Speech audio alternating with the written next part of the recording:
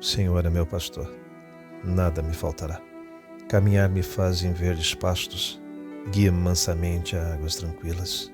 Refrigera minha alma, guia-me pelas veredas da justiça por amor de seu nome. Ainda que eu caminhasse pelo vale das sombras da morte, eu não temeria mal algum, porque tu estás comigo. A tua vara e o teu cajado me consolam. Preparas uma mesa perante mim, na presença dos meus inimigos.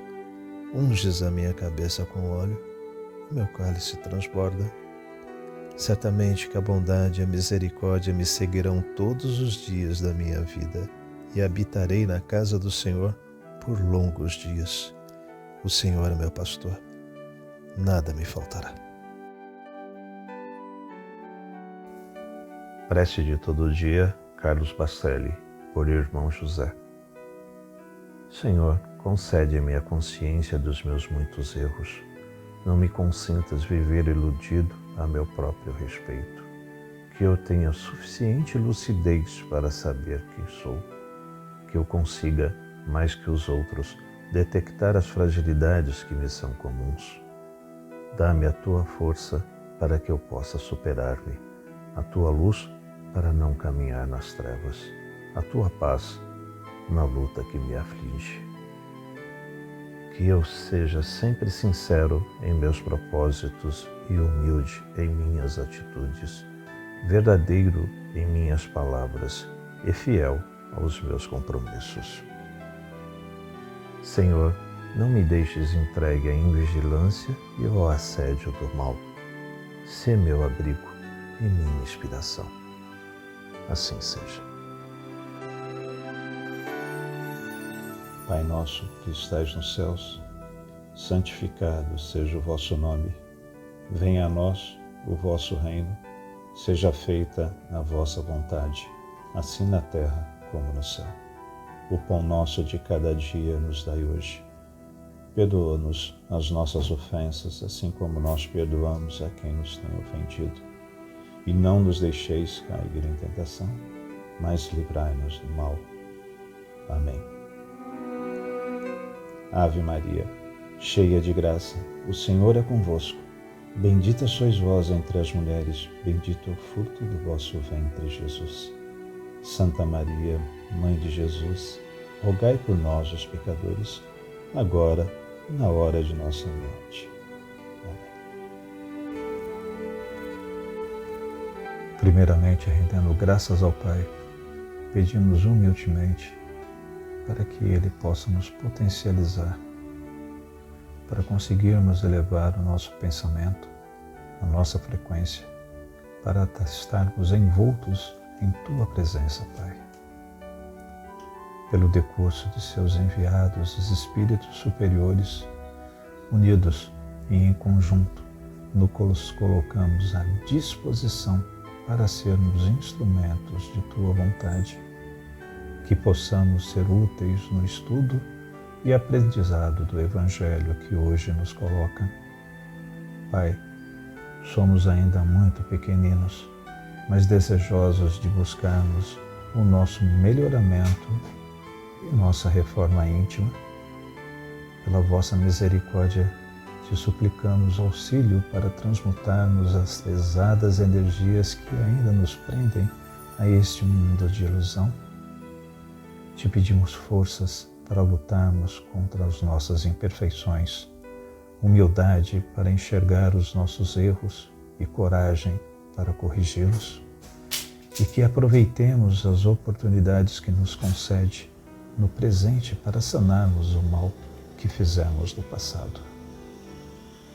Pela vossa bênção de nos ter possibilitado o exercício diário do Teu reino em nós, somos desejosos de nos unificar a Ti, pois já nos ensinastes que Tu está em nós e em tudo se manifesta.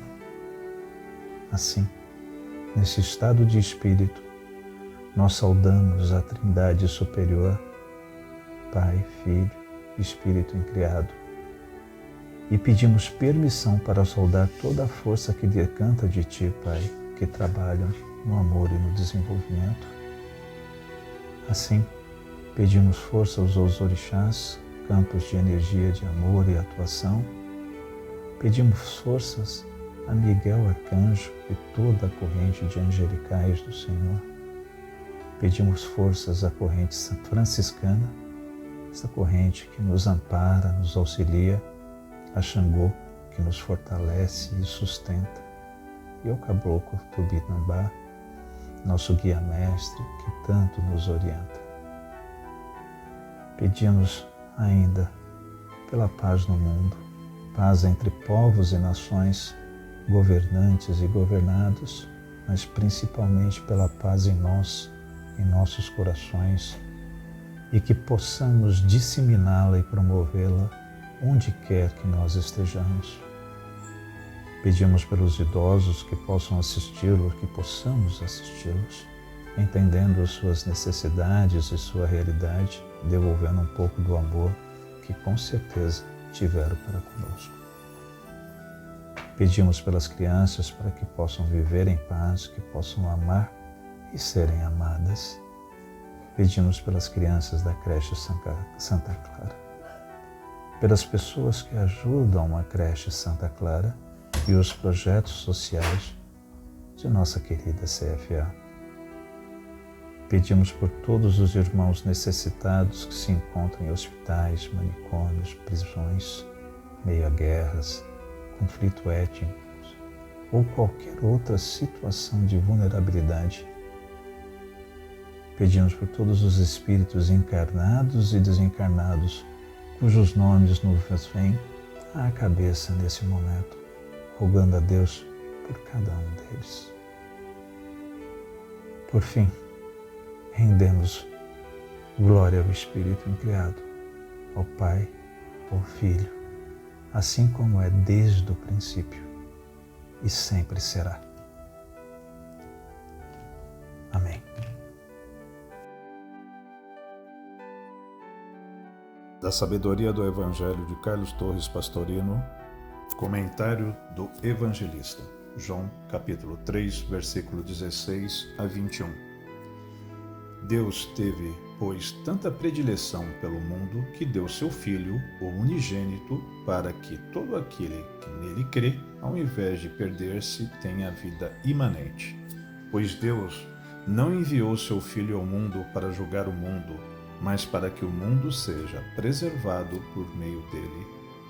Quem nele crê não é julgado. O que não crê já está julgado, porque não crê no nome do unigênito Filho de Deus. O julgamento é este, que a luz veio ao mundo e os homens amaram mais as trevas do que a luz, pois eram más suas obras. Porque todo o que faz coisas inferiores aborrece a luz e não vem para a luz, para que suas obras não sejam inculpadas. Mas aquele que faz a verdade chega-se para a luz, para que sejam manifestadas suas obras, porque foram feitas em Deus. Explicação de Torres Pastorino. Neste momento, o evangelista toma a palavra para comentar os ensinos de Jesus a Nicodemos. Os verbos são empregados agora no passado e suas primeiras palavras são as que geralmente iniciam seus comentários pessoais. Convida-nos João a buscar a razão íntima dos ensinamentos. O amor de Deus, que é universal e não apenas restrito aos elementos de uma determinada religião. Deus ama o mundo.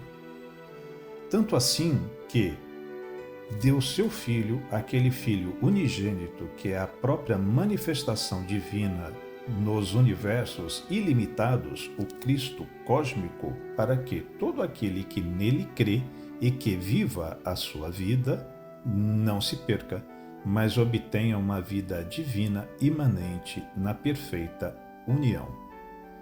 Vida imanente e vida eterna. A tradução corrente das palavras é vida eterna. No entanto, esta interpretação não nos parece correta se não vejamos. Se não fora o sentido, quem crer nele terá vida eterna, isso significaria que quem não cresce não teria vida eterna e, portanto, deveria ter seu espírito destruído, aniquilado, morte do espírito. Mesmo que admitíssemos o castigo eterno, por absurdo e incompreensível, mesmo assim o espírito teria a vida eterna, embora não crendo em Jesus. Então, que promessa seria essa? Que vantagem traria o fato de crer em Cristo? Poderia admitir-se que Jesus aceitava, com isso, a doutrina dos fariseus. Os fariseus acreditavam que possuem um vigor imortal e os virtuosos terão o poder de ressuscitar e viver de novo. E mais, ensinam os fariseus que as almas são imortais, que as almas dos justos passam, depois dessa vida, para outros corpos, e as dos maus sofrem tormentos eternamente. Quando fala do suicídio, repete esta mesma teoria. Os corpos de todos os homens são, sem dúvida, mortais e feitos de matéria corruptível, mas a alma é sempre mortal e é uma partícula de Deus que habita em nossos corpos. Recordam os fariseus que todos os espíritos puros, quando partem desta vida, obtêm um lugar mais santo no céu, donde, no transcurso dos tempos, são novamente enviados em corpos puros, ao passo que as almas dos que cometeram sua autodestruição são condenadas à região tenebrosa do Hades. Realmente, em linhas gerais, os livros do Novo Testamento confirmam e reproduzem as crenças dos fariseus. Mas não é só isso que está na promessa, pois isto seria obtido mesmo sem crer em Jesus, por qualquer fariseu sincero. Tentamos compreender pesquisando o sentido do adjetivo empregado, assim como do substantivo do qual ele se originou. O substantivo que exprime eterno em grego é o que é anterior e através de todo o tempo e agora não pode ser destruído. Em outras palavras, o que não tem princípio nem fim. Ora, eterno é, filosoficamente, outra coisa. É o que está fora do tempo, como diz Aristóteles. Vê-se, portanto, que os seres eternos, enquanto seres eternos, não estão no tempo, porque o tempo não os envolve, nem mede a existência deles. A prova é que o tempo não tem efeito sobre eles, porque eles não estão no tempo.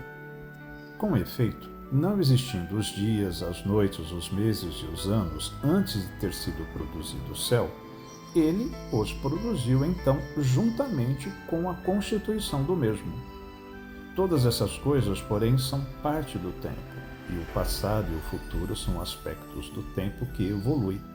E não percebemos que falamos impropriamente quando aplicamos a essência eterna.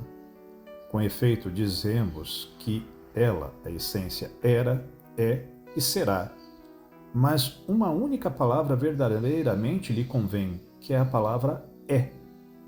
Era e será só devem ser ditos a respeito da evolução que se processa no tempo, porque são movimentos. O eterno, porém, sendo imutável, não cabe ser mais velho, nem mais moço, nem evoluir através do tempo, nem ter aparecido outrora, nem ter acabado de aparecer agora, nem retroceder, nem ter qualquer qualidade que a evolução atribui às qualidades que são percebidas, porque estes são aspectos pertencentes ao tempo, que imita a permanência e que gira segundo o número. Além disso, estas outras expressões, por exemplo, o evoluído é mesmo evoluído, o que evolui está em evolução, o que evoluirá, evoluirá mesmo, o não ser é mesmo não ser, são expressões inexatas. Então, o tempo evolui com o céu, para que, tendo nascido juntos, juntos também sejam dissolvidos, caso um dia se dê a dissolução dos mesmos. E o tempo foi feito segundo o modelo da natureza permanente, para que seja o mais semelhante possível a ela. Com efeito, o modelo é todo permanente, mas este, o tempo, é para sempre um tempo inteiro de passado, presente e futuro. Por aí, verificamos que não é uma vida que dura eternamente. Todas as vidas têm essa qualidade. Não se refere à duração da vida, mas a uma qualidade específica que reside no conhecimento da verdade. E, ao conhecer essa verdade, haverá então a unificação total com Cristo, que dá a imanência perfeita, que resultará na liberdade dos filhos de Deus, que existe onde está o Espírito do Cristo. Paulo também explica qual a origem desta vida imanente, quando esclarece aos romanos: o salário do erro é a morte. A recompensa de Deus é a vida permanente em Cristo Jesus, o Senhor nosso. É a vida permanente ou imanente em Cristo, em outros termos, é a união total do eu pequeno com o eu profundo, do espírito personalístico com o espírito ou individualidade. A crença em Cristo, baseada no conhecimento e na convicção, fé, produzirá seus efeitos com a negação da personalidade, que fica absorvida pela individualidade, pelo Cristo, que passa a viver em nós. É o mergulho da divindade no qual nós nos dissolvemos, e isto se realiza através do Cristo. Pela posição dos termos, salienta-se o significado.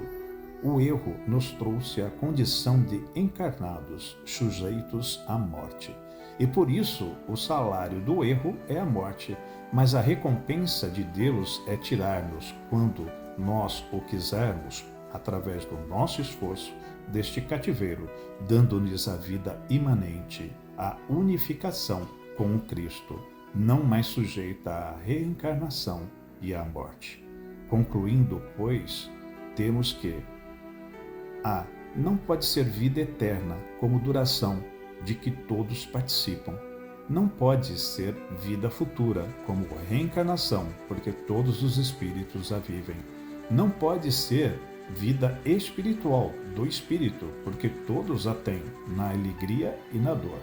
Então, resta que é uma vida diferente destas todas. Por isso, compreendemos que só pode ser a vida no reino de Deus, ou no reino dos céus, que é a vida imanente em Cristo. Portanto, o melhor adjetivo, quando ao lado do substantivo vida, é imanente. É a qualidade, é a imanência, é ficar dentro de ou penetrar em algo e lá permanecer. Passemos ao versículo 17, onde afirma o evangelista que Deus enviou seu Filho não para julgar o mundo, mas para encaminhá-lo na direção certa. Parece à primeira vista haver contradição entre essa frase e o que se nos diz logo adiante. O Pai a ninguém julga, mas entregou todo o julgamento ao Filho, acrescentando-se: Ele lhe deu o poder de julgar, porque é Filho do homem. Também em Mateus se descreve o Filho a julgar. Entretanto, a contradição é mais aparente do que real. Uma coisa é dizer que o Filho julgará, ou que o julgamento lhe foi entregue. E outra, totalmente diferente, é dizer que foi esta a causa da descida do Filho.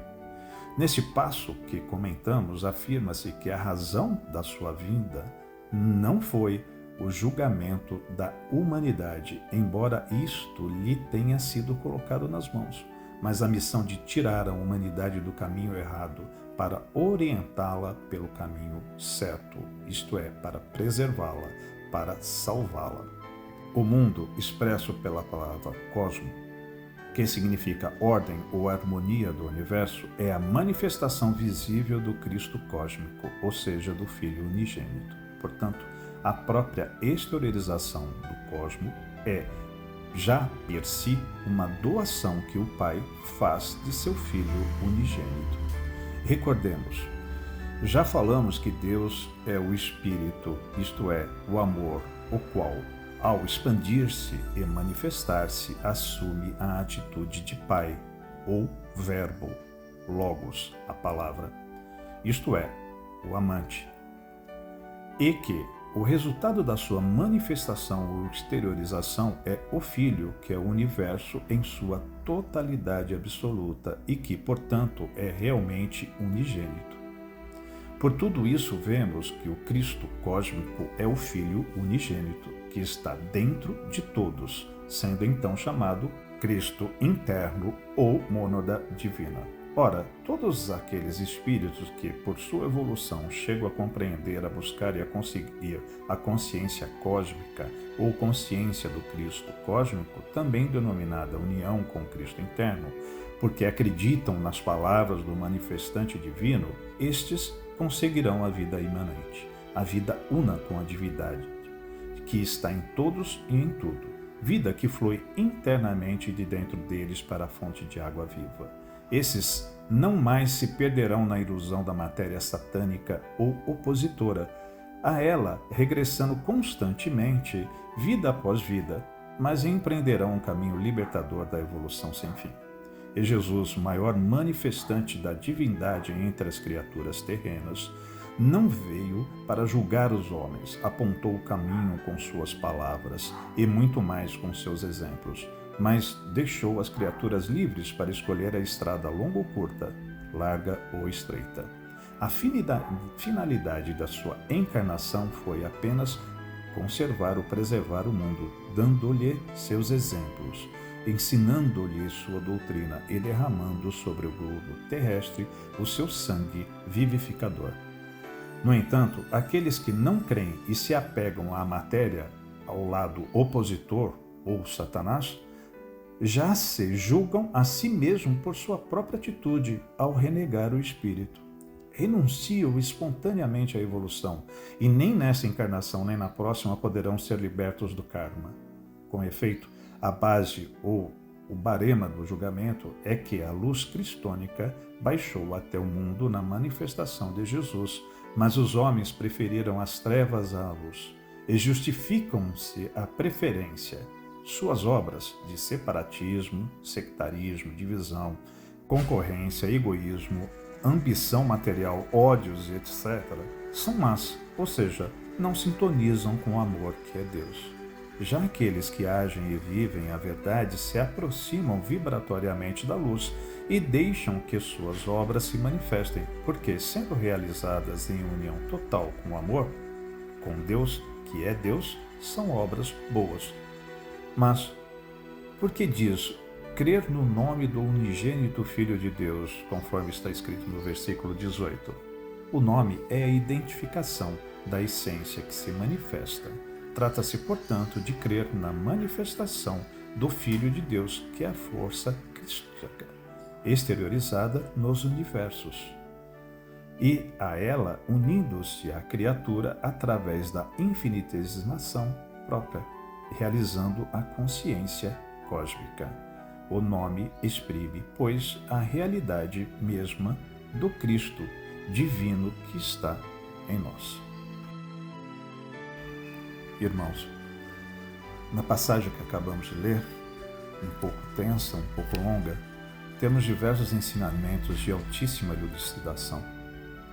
O primeiro é o entendimento do termo vida imanente, contraposto com vida eterna. Explica o Pastorino que a texto vida eterna está equivocado, pois algo eterno indica algo que é suscetível ao tempo, que não é o caso de Deus, sendo Deus atemporal e que não faz parte da dimensão tempo. Pois o tempo foi criado quando os céus foram criados. O tempo é determinado pela comparação do movimento dos astros nos cosmos.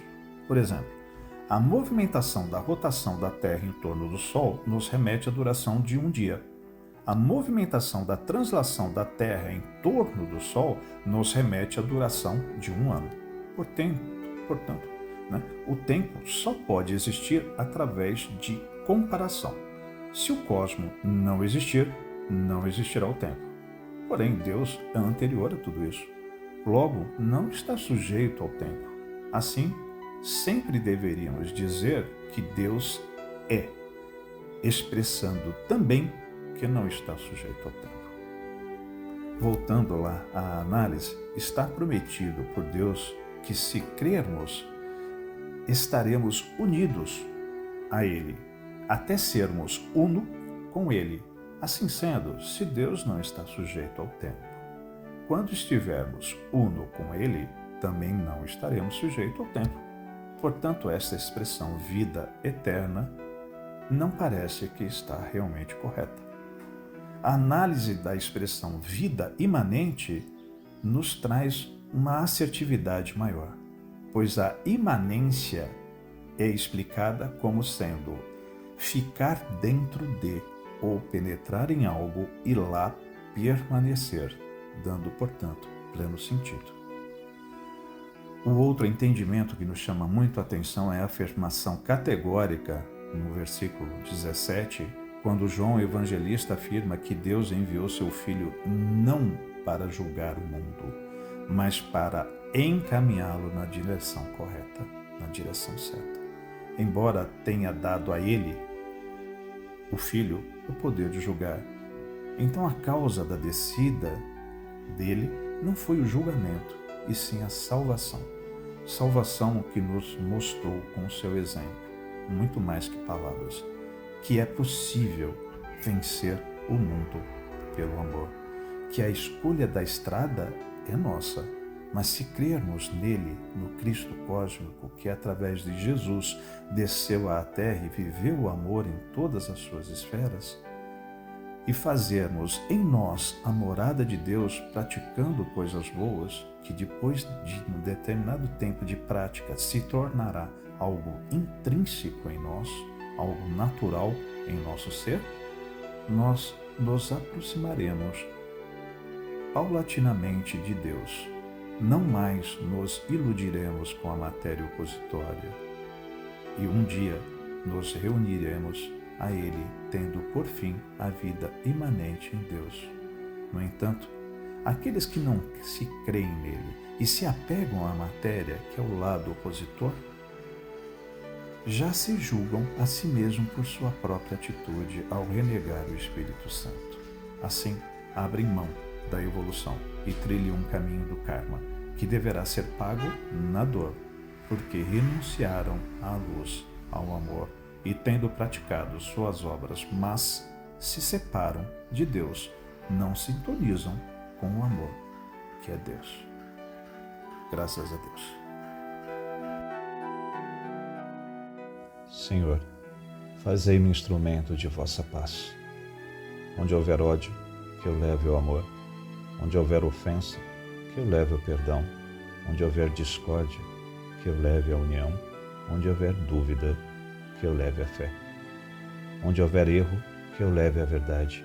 Onde houver desespero, que eu leve a esperança. Onde houver tristeza, que eu leve a alegria. Onde houver trevas, que eu leve a luz.